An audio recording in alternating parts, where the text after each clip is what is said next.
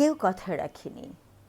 ৩৩ বছর কাটল, কেউ কথা রাখেনি।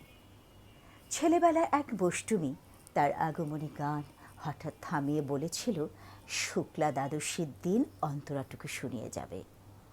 তারপর কত চন্দ্রভোগ অমাবস্যা চলে গেল, কিন্তু সেই বষ্টমী আর এলো না। ২৫ বছর প্রতীক্ষায় আছি।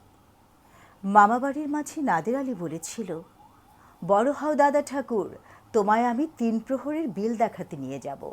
সেখানে পদ্মফুলের মাথায় সাপ আর ভ্রমর খেলা করে।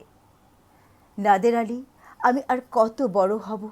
আমার মাথায় এ ঘরের ছাদ ফুঁড়ে আকাশ স্পর্শ করলে তারপর তুমি আমায় ৩ প্রহরীর বিল দেখাবে? একটা রয়্যালগুলি কিনতে পারেনি কখনো। লাঠি লজেন্স দেখিয়ে দেখিয়ে চুষেছে লস্কর বাড়ির ছেলেরা।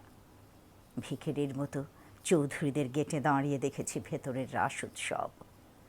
অবিরল রঙের ধারার মধ্যে সুবর্ণ কঙ্কণ পরা ফর্সা রমণীরা কত রকম আমোদে হেসেছে। আমার দিকে তারা ফিরেও চায়নি। বাবা আমার কাঁধ ছুঁয়ে বলেছিলেন, দেখিস একদিন আমরাও। বাবা এখন অন্ধ। আমাদের দেখা হয়নি কিছুই। সেই রয়্যালগুলি, সেই লাঠি লজেন্স, সেই রাস উৎসব আমায় কেউ ফিরিয়ে দেবে না।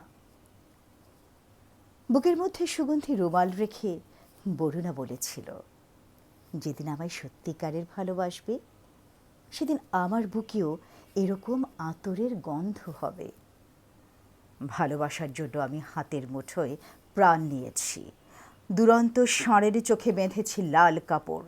বিশ্ব সংসার তন্ন তন্ন করে খুঁজে এনেছি ১০৮টা নীল পদ্ম।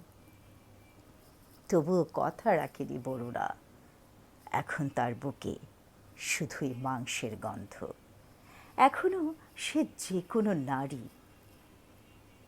কেউ কথা রাখেনি। ৩৩ বছর কাটল, কেউ কথা রাখে না।